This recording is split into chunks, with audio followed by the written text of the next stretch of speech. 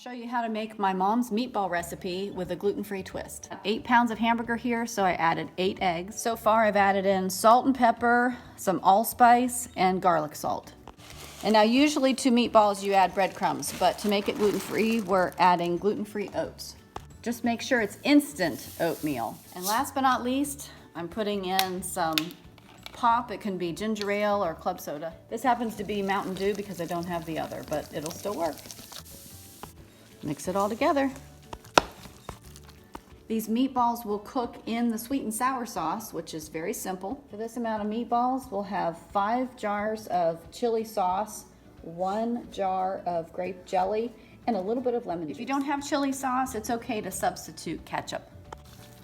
The grape jelly really makes it good. About 2 teaspoons of lemon juice per pound of meat, so in our case, I'll be putting in several tablespoons.